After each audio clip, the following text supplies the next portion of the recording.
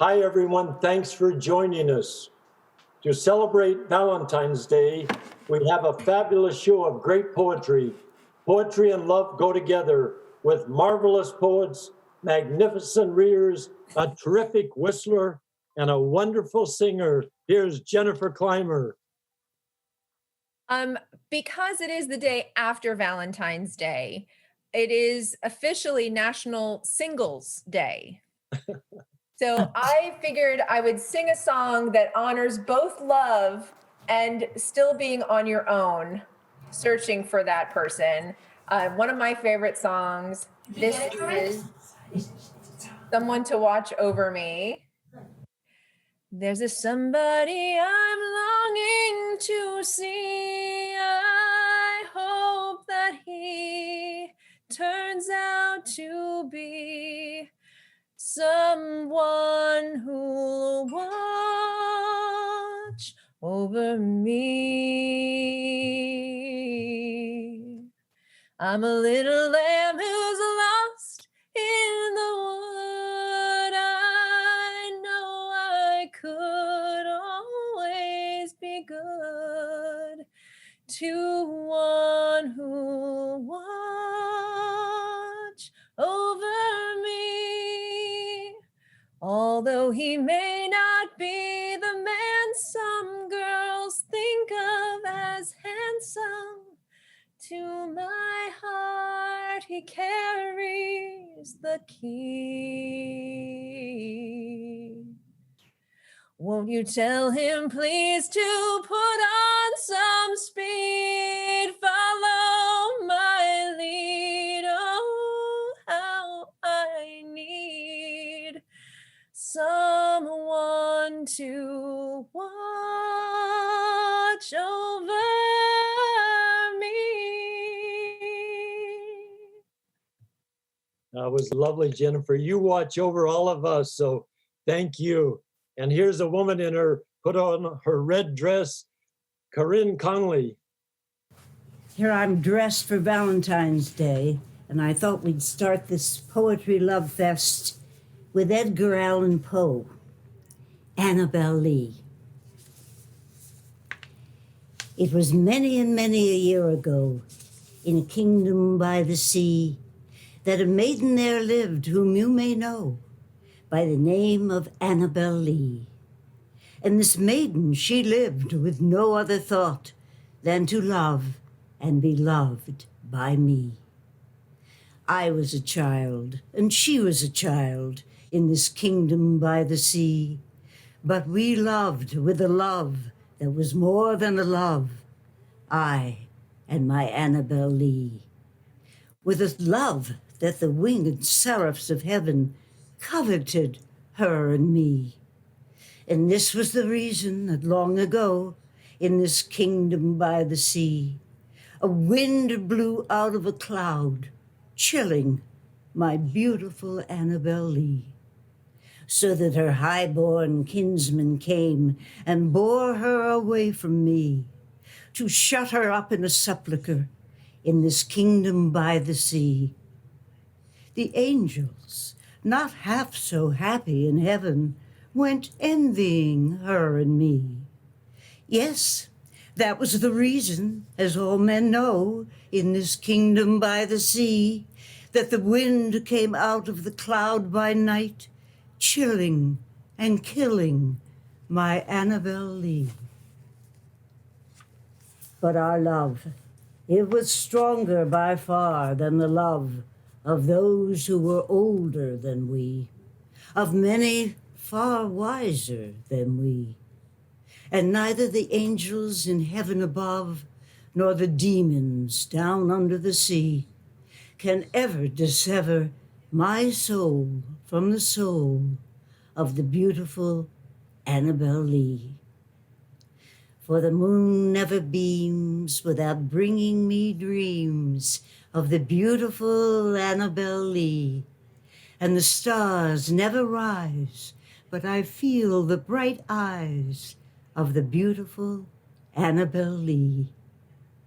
And so, all the night tide, I lie down by the side of my darling, my life and my bride, in her sepulchre there by the sea, in her tomb by the sounding sea.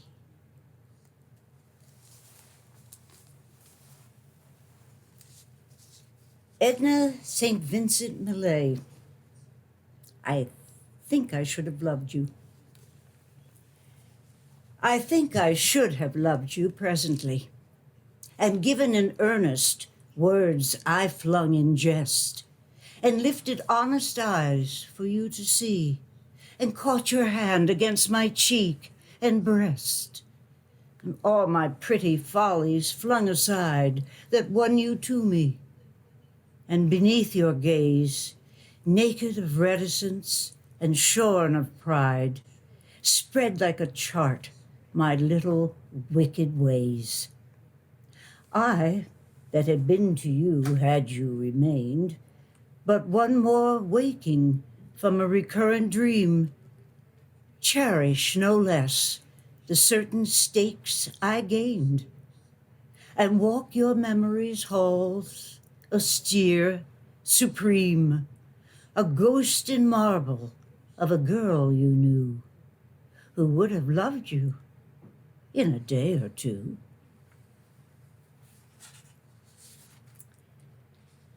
Now the Romance by Shel Silverstein.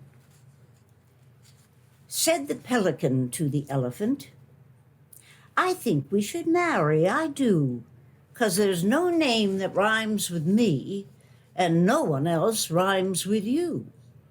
Said the elephant to the pelican, there's sense to what you've said, for rhyming's as good a reason as any for any two to wed. And so the elephant wed the pelican, and they dined upon lemons and limes. And now they have a baby pelican, and everybody rhymes. Beautiful and humorous a little bit there. Thank you, Corinne. Our next reader is a great Helen Richman. Thank you, Harry. I will be reading 3 sonnets. Sonnet 147. My love is as a fever, longing still, by William Shakespeare. My love is as a fever, longing still for that which longer nurseth the disease, feeding on that which doth preserve the ill, the uncertain sickly appetite to please. My reason, the physician to my love, angry that his prescriptions are not kept, hath left me, and I, desperate now, approve desire is death, which physic did accept. Past cure I am, now reason is past care, and frantic mad with evermore unrest, my thoughts and my discourse as madmen's are, at random from the truth vainly expressed. For I have sworn thee fair, and thought thee bright, who art as black as hell, as dark as night. Sonnet 116. Let me not to the marriage of true minds, by William Shakespeare. Let me not to the marriage of true minds admit impediments. Love is not love which alters when it alteration finds, or bends with the remover to remove. Oh, no, it is an ever fixed mark that looks on tempests and is never shaken. It is the star to every wandering bark, whose worth's unknown, although his height be taken. Love's not time's fool, though rosy leaps and cheeks within his bending sickle's compass come. Love alters not with his brief hours and weeks, but bears it out even to the edge of doom. If this be error, and upon me proved, I never writ, nor no man ever loved. Sonnet 71. No longer mourn for me when I am dead, by William Shakespeare. No longer mourn for me when I am dead, than you shall hear the surly sullen bell give warning to the world that I am fled from this vile world with vilest worms to dwell. Nay, if you read this line, remember not the hand that writ it, for I love you so that I in your sweet thoughts would be forgot, if thinking on me then should make you woe. Oh, if I say you look upon this verse, when I perhaps compounded am with clay, do not so much as my poor name rehearse, but let your love even with my life decay, lest the wise world should look into your moan and mock you with me after I am gone. Thank you, Helen, for those excellent sonnets. Our next reader is our teacher, Phoebe MacAdams. I'm going to read two poems. The first poem is by Ted Berrigan, and it's a love poem to poetry. But I wanted to tell you a little bit about him because I'm not sure if you all know about him. Thank you, Harry, for organizing this, and to Jennifer and the Creative Chaos team. Ted Berrigan was born in Providence, Rhode Island in 1934. He received a BA and an MA in English at the University of Tulsa in Oklahoma. He was first married to Sandy Berrigan, also a poet, and had 2 children. He and his second wife, the poet Alice Notley, were active in the poetry scene of Chicago for several years and then moved to New York. There he edited various magazines, notably founding C Magazine and C Press in 1984. He lived primarily in New York for the rest of his life. Ted was part of a group that is known as the New York School of Poetry, a group of experimental painters and poets who lived and worked in downtown Manhattan in the 1950s and 60s. New York School of Poetry tended to be witty and urbane and conversational. The poets allowed everyday moments, pop culture, humor, and spontaneity into their work, seeking to capture life as it happened. The New York School of Poets is often organized into 2 generations. The first centered around a core group of 5 poets: John Ashbery, Barbara Guest, Jimmy Schuyler, Kenneth Koch, and Frank O'Hara. A prominent figure in the second generation of the New York School of Poets, Berrigan was peer to Jim Carroll, Anselm Hollow, Alice Notley, Ron Padgett, Anne Waldman, Bernadette Mayer, and Louis Warsh, among others. Ted was incredibly important to the poets who were his students and friends. He was a huge influence in their lives, including mine. In 2005, his poetry was published together in a single volume edited by his wife, the poet Alice Notley, and their sons. He died young at the age of 48 in 1983. Words for Love, Ted Berrigan, for Sandy. Winter crisp and the brittleness of snow as like made me tired as not. I go my myriad ways, blundering, bombastic, dragged by a self that can never be still, pushed by my surging blood, my reasoning mind. I am in love with poetry. Every way I turn, this, my weakness, smites me. A glass of chocolate milk, a head of lettuce, darkness of clouds at 1 o'clock obsess me. I weep for all of these, or laugh. By day I sleep an obscurantist, lost in dreams of lists, compiled by myself for reassurance. Jackson Pollock, Renee Rilke, Benedict Arnold. I watch my psyche smile, dream wet dreams, and sigh. At night, awake, high on poems or pills or simple awe that loveliness exists, my lists flow differently. Of words, bright red and black and blue, bosky, oubliette, dissevered, and oh, alas. Time disturbs me. Always minute detail fills me up. It is 12:10 in New York. In Houston, it is 2 p.m. It is time to steal books. It is time to go mad. It is the day of the apocalypse, the year of parrot fever. What am I saying? Only this. My poems do contain wild beasties. I write for my lady of the lake. My God is immense and lonely, but uncowed. I trust my sanity, and I am proud. If I sometimes grow weary and seem still, nevertheless, my heart still loves, will break. And the second poem I'm going to read is the first poem I ever wrote to my husband, Ron Ozuna. And we're celebrating our 27th anniversary on Friday. And we got married in 1995.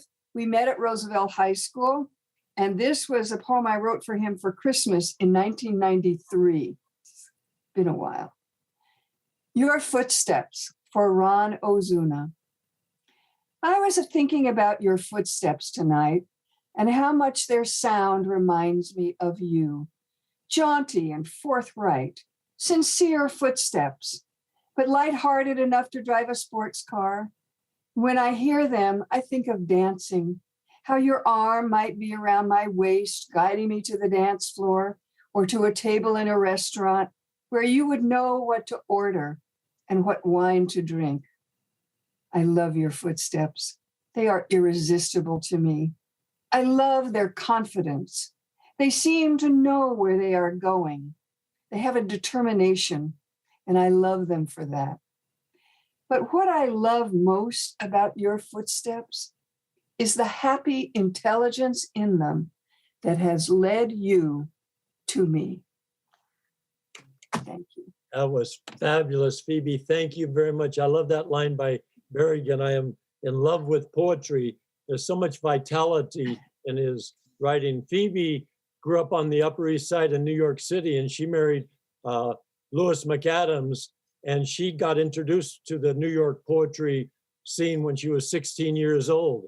So thank you very much for your offering, Phoebe. Our next poet is the wonderful Madeleine Smith. Okay. This is a poem I wrote. I'm new at this, so be kind. Tears by Madeleine Smith Lawrence. When and where does a tear start? What is it? A slow swell of the heart? Is it tangible when it starts? The glint of a sunbeam through willow trees? A slight sting in the corner of your eye? Can a moonbeam do the same? Can a kiss wipe it away? Is it joyful, painful, lost, or found? Can you laugh so hard that they can't be stopped? Can they take your breath away? Are they one at a time? Or a deluge of emotions overflowing? Are they plump, salty, or sweet? Are they full of frustration, prideful, resplendent, never ending, waiting for a moment to be released again? Can words ease them away, cause them to vanish? or swell them beyond absurdity? Can music lift them up or halt them in their tracks? Are they the sight of birds on the wing? And they start from a gentle touch on a cheek? Are they the sound of a mournful piano in an empty bar? The swaying of a body to an unheard melody? Are they the blues? Are they enormity of a symphony? Are they the lonely footsteps on a rain-soaked street? The far-off sound of a mournful train whistle? Are they unexpected kindness? Are they infectious? A child practicing the tuba on a hot summer day? The satisfaction of a job well done? Are they the sight of a newborn baby? Little girls sitting on a porch laughing so hard that they stream down their cheeks? The deep rumble inside your soul, silent, unseen, unshared. Does it come from a stern face of medical facts laid at your feet? Are they hello or goodbye? Are they yes or no? Or do they come from love, yearning for it, missing it, losing it, and finally finding it? I lived through that.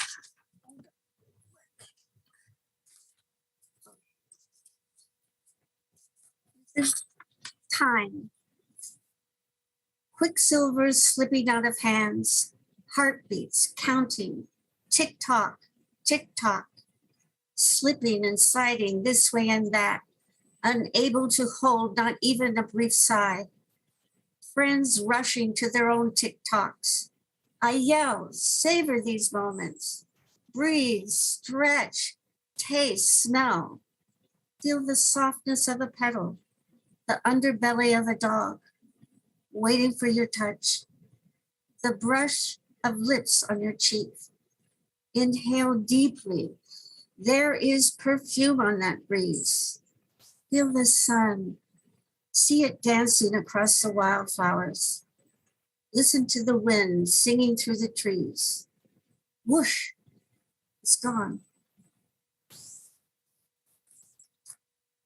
That's it. Thank you very much for joining us, Maddie. It was a wonderful debut. At the beginning of your first poem, you said the slow swell of the heart, joyful, lost, found, and you showed us in these poems such a deep range and just it was outstanding. Personal and poignant, and we felt all those different feelings you went through. It was so specific, and thank you very much. Lovely reading. Thank you, Harry. It was a nervous. You're great. Our next reader is the patriarch, Larry Turman, a magnificent producer and a wonderful person. Larry Turman. Thank you. Happy to be here. I'm going to first read a favorite of mine, Edna St. Vincent Millay.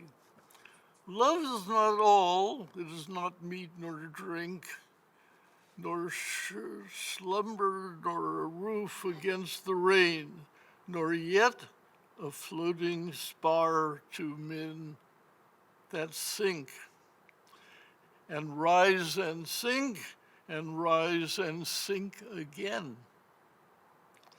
Love cannot fill the thickened lung with breath, nor clean the blood, nor set the fractured bone. Yet many a man is making friends with death, even as I speak, for lack of love alone. It well may be that in a difficult hour, pinned down by pain and moaning for release, or nagged by want past resolution's power, I might be driven to sell your love for peace or trade the memory of this night for food. It well may be.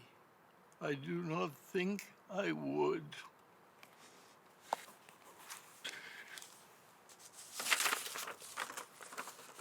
Next, A Red, Red Rose by Robbie Burns.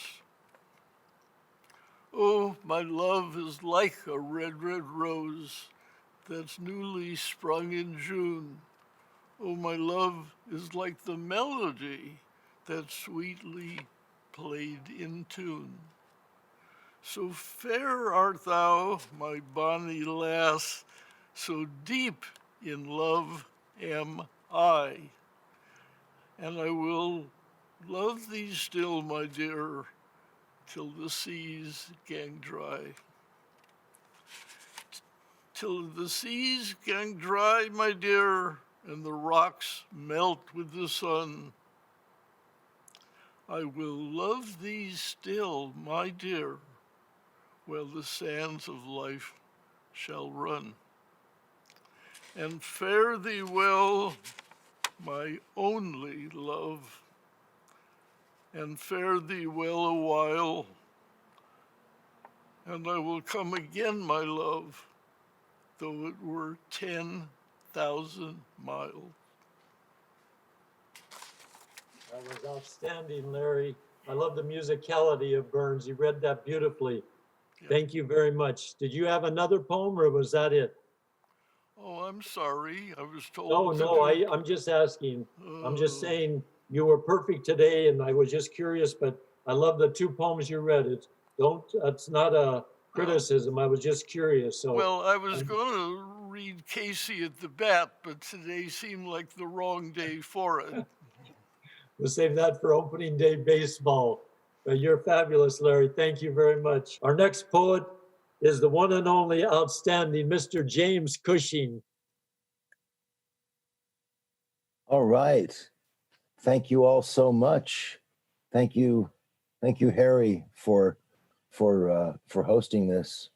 I'm going to read two of my own poems, and both of them are dedicated to and written as a result of the great luck that I have to be in a relationship with my beloved Celeste, who is also part of today's reading, Celeste Goyer. So certainly stay tuned for her.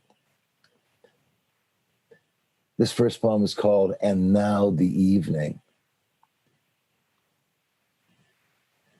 The first thing we liked was the air, then the scar on the full moon's face, then the Hollywood sign above the reservoir, the word as deed.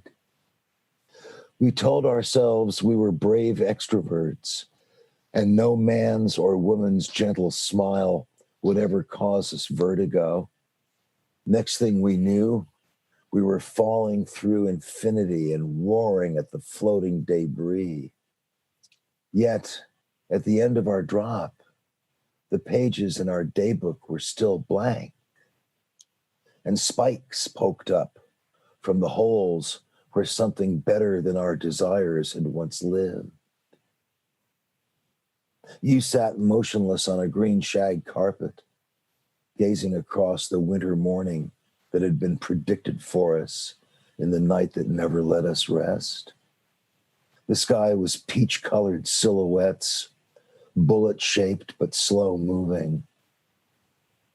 I was hiding under the family bed between boxes of books and photos, my hands too shaky to pray. And I found a faded photo of a nun in her coffin, wearing her full habit, her face unreadable, the photo encased, loved a while, and left to us to puzzle out. That was the other thing we really liked, the way the puzzle turned into feathers in a rainstorm, with our exposed flesh smooth and celebratory, no ledge to decipher, no process to be guided through. Or so we thought.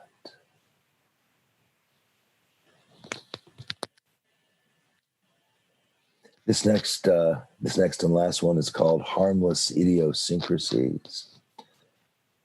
These are getting their first public exposure at this reading, I should say. I wanted to do something special for Harry and for all the people at the MPTF who are very important in the world.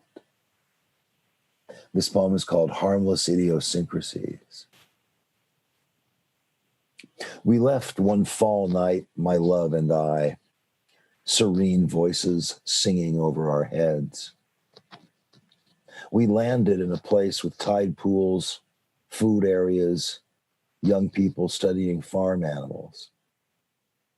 A small piece of light steered the bicycle of our day better than I could, because I saw galaxies of stars tangled in ropes in a sky the color of a baseball glove. The passage of a fallen tree moving down the river answered the question we never asked each other. Exotic animals and new styles of music appeared in its wake, some moving only at night. I sat intending to read Plato's Republic, and the pages turned at once into blank white sheets of paper. The river misled us. It must have had second thoughts about the tree it carried, or felt the urge to climb its banks. The fallen tree has moved south now, out of sight. My beloved swivels her head in time to see the tree pass us by. The air is still, but falls apart easily. We enjoy the illusion that the afternoon is full, ready to be emptied by us. The animals seem to be saying, I want to reveal everything. But the musicians have gone quiet, and my beloved and I are like them, waiting in the dark for the ropes to lift. Thank you, Jim, for that full, lovely, learned two poems. Thank you. Always lift me up with your knowledge of poetry and your great writing. Our next poet is a wonderful Celeste Goyer.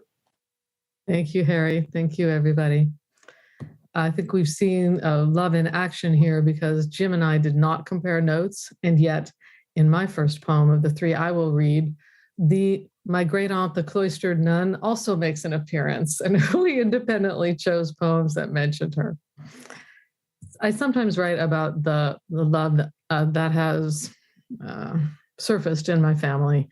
And I think perhaps the love in another relationship, particularly one's parents, is always mysterious. So that love is mentioned here in this poem. And also my mother's love for her aunt, the cloistered nun. She once showed me the pieces of her habit, an all-white habit that she wore. Okay. This poem is called In-Flight Meals. I believe if I spill my milk enough times, my mother will tell the story again, how she tried to back out on her wedding day. And her mother said, "That's nice, dear. Now put your dress on." Our volatile dad's made of polyester, creases built in at the airplane factory. Obsidian buttons hold his face on tight, make cold fire we duck from during dinners. We ordered a cotton dad, but they won't come into style for another 10 years. He's better off in his buzzing box that hangs in the sky, turning dials, hands on the control stick, adjusting the ailerons, the elevators. Mom's a volunteer chemist here on loan from Corning, where glass lids are born. She's white, soft, folded carefully in many pieces, each piece with its own French name that we kiss.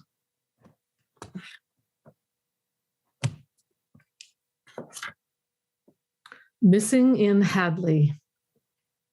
The woman living in my refrigerator may be my sister, makes me choose between butter and a new synthetic version when I open the door. Apologizing for the age of the leftovers, I run out. The next time I see her, my sister's a leaf-shaped piece of maple sugar candy. Her husband's fine with it, even though she's a little stale and smells like our aunt's scarf drawer. After 40 years with a river in her basement, she's as perky as ever. Those two are the only couple I know still having sex, so let's not blame marriage for everything. Leave a cloud bank in the back of the fridge long enough, and the mold will give it the look of distant mountains. I've decided there's something majestic about our wrinkles, the way they catch and hold the snow.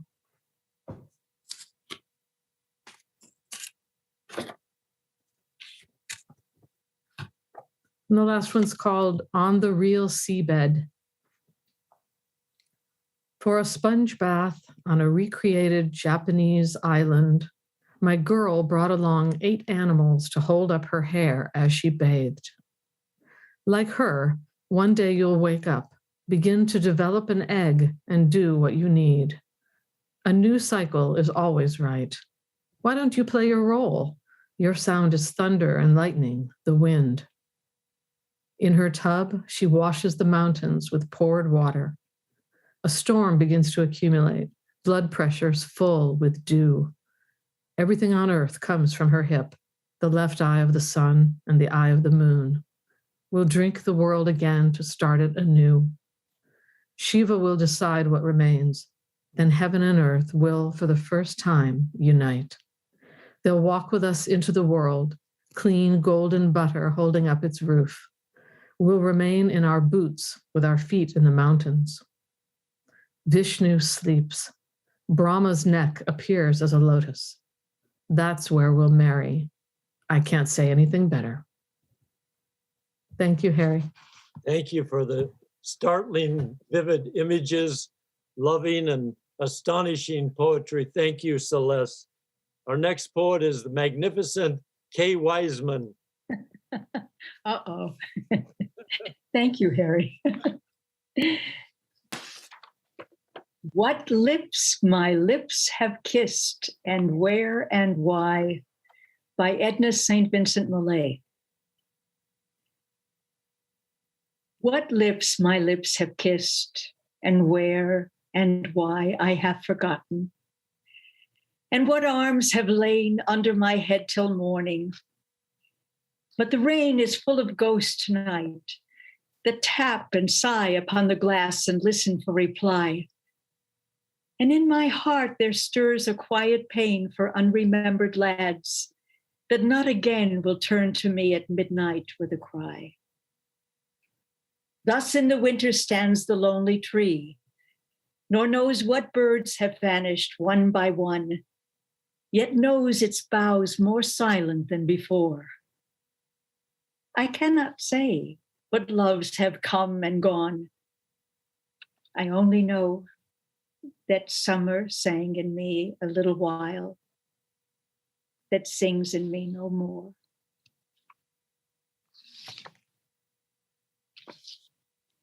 When Death Comes by Mary Oliver. When death comes like the hungry bear in autumn, when death comes and takes all the bright coins from his purse to buy me and snaps the purse shut, when death comes like measles pox, when death comes like an iceberg between the shoulder blades, I want to step through the door full of curiosity, wondering, what is it going to be like? That cottage of darkness. And therefore I look upon everything as a brotherhood and a sisterhood. And I look upon time as no more than an idea. And I consider eternity as another possibility. And I think of each life as a flower, as common as a field daisy and as singular. And each name, a comfortable music in the mouth, tending as all music does towards silence. and each body a lion of courage and something precious to the earth. And when it's over, I want to say, all my life, I was a bride, married to amazement. I was a bridegroom, taking the world into my arms. When it's over, I don't want to wonder if I have made of my life something particular and real. I don't want to find myself sighing and frightened or full of argument. I don't want to end up simply having visited this world.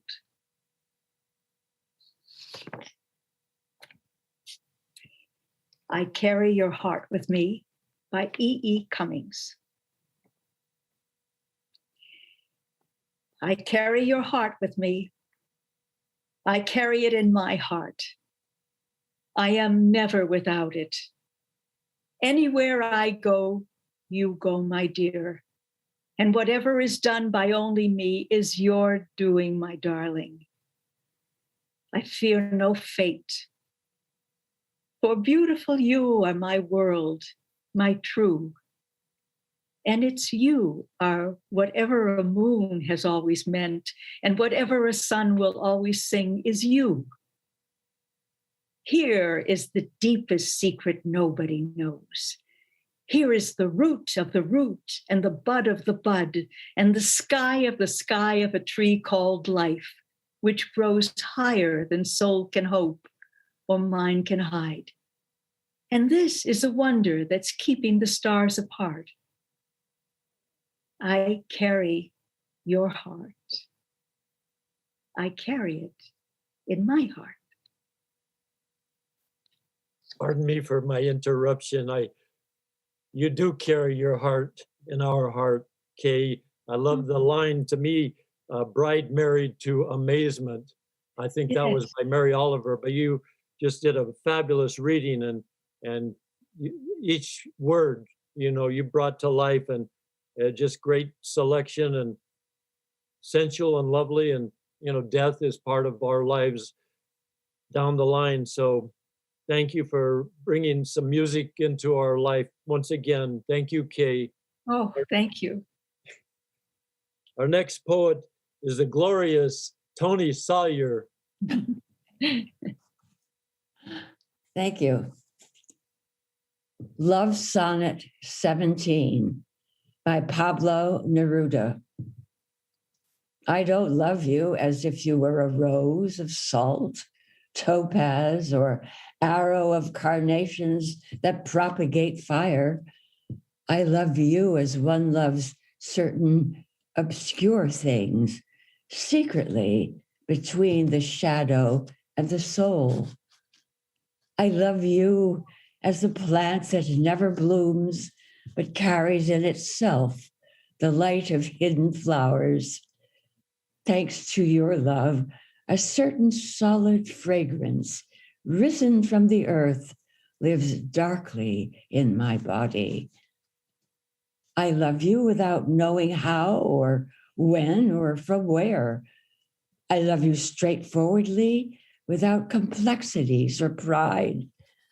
So I love you because I know no other way than this, where I does not exist, nor you, so close that your hand on my chest is my hand, so close that your eyes close as I fall asleep. Having a Coke with You by Frank O'Hara. Having a Coke with you is even more fun than going to San Sebastian, Iron, Henday, Biarritz, Bayonne, or being sick to my stomach on the Travesera de Garcia in Barcelona. Partly because in your orange shirt, you look like a better, happier Saint Sebastian, partly because of my love for you, partly because of your love for yogurt, partly because of the fluorescent orange tulips around the birches, partly because of the secrecy our smiles take on before people and statuary. It is hard to believe when I'm with you that there could be anything as still, as solemn, as unpleasantly definitive as statuary, when right in front of it, in the warm New York 4 o'clock light, we are drifting back and forth between each other like a tree breathing through its spectacles. And the portrait show seems to have no faces in it at all.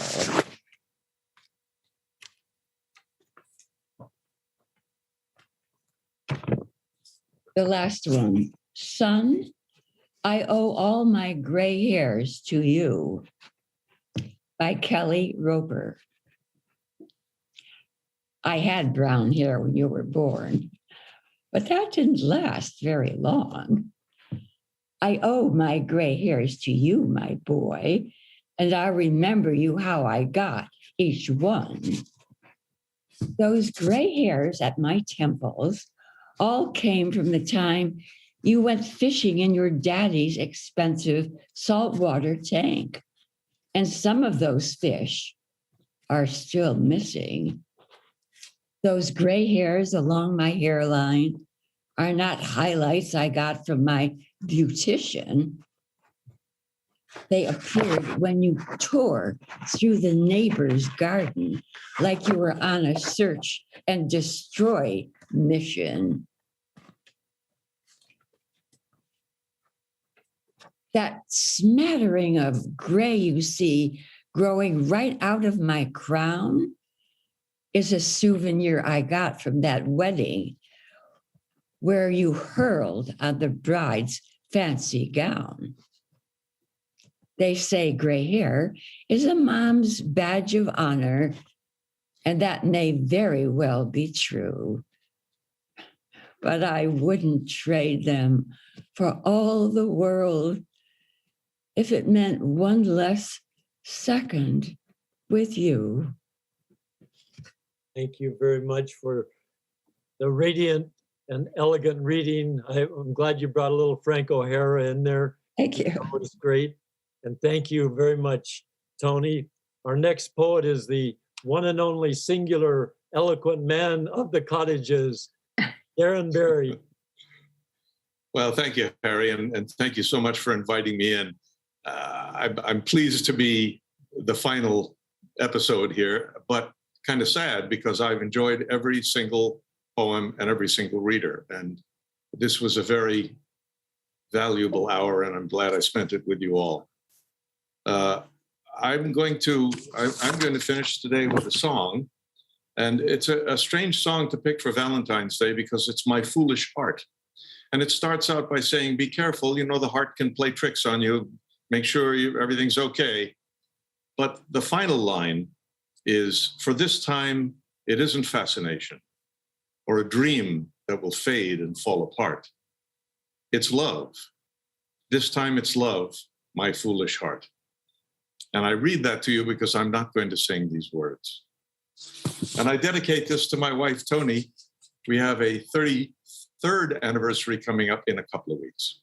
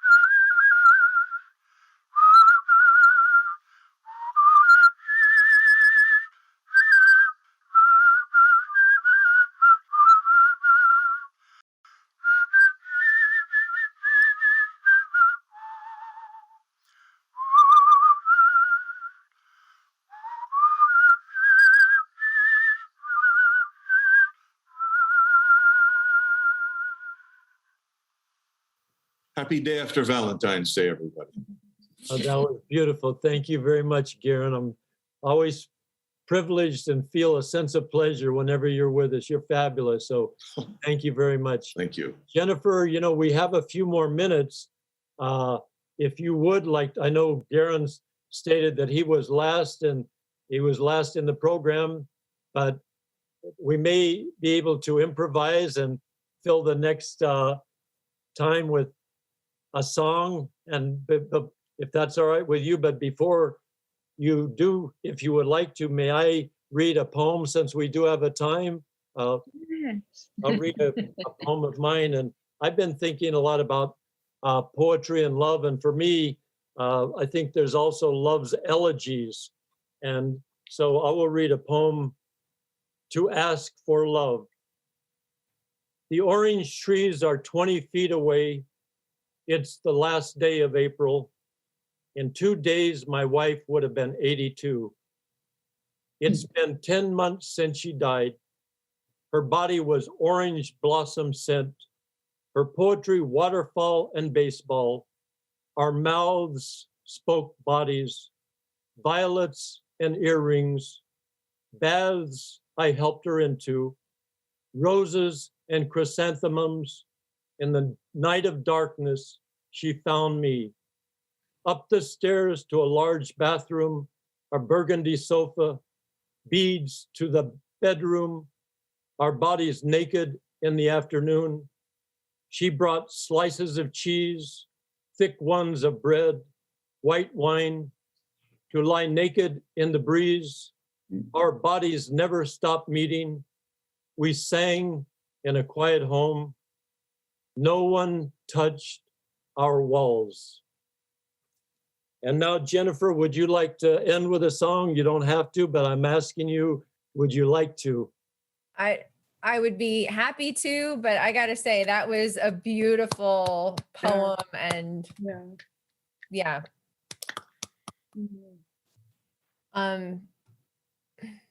So this is a song that Harry put in the list of, you know, here are a couple of possibilities. I don't know this song very well, but I am really moved by it. I'm moved by the lyrics, and it's Johnny Mathis. So how can you not love the 12th of Never? Mm-hmm. You ask how much I need you, must I explain? I need you, oh my darling, like roses need rain. You ask how long I'll love you, I'll tell you true. Until the 12th of never, I'll still be loving you. Hold me close, never let me go. Hold me close, melt my heart like April snow. I love you till the bluebells forget to bloom. I love you till the clover has lost its perfume. I'll love you till the poet runs out of rhyme. Until the 12th of never, and that's a long, long time. Until the 12th of never, and that's a long, long time. Oh, beautiful. Oh, Fabulous, Jennifer.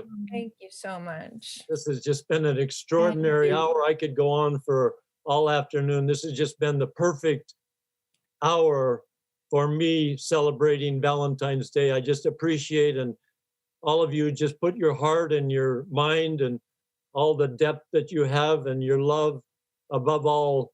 And so thank you once again. I just want to say, all of you at MPTF and outside of MPTF, thank you. And once again, I want to thank Jennifer Clymer, director, and also for the Creative Chaos team for all the great work that they do day in and day out for all of us here at MPTF and beyond. So that's what I have to say, and I'll turn it over to Jennifer. Thank you all for being with us. I hope that you had a great Valentine's Day yesterday and that the love continues.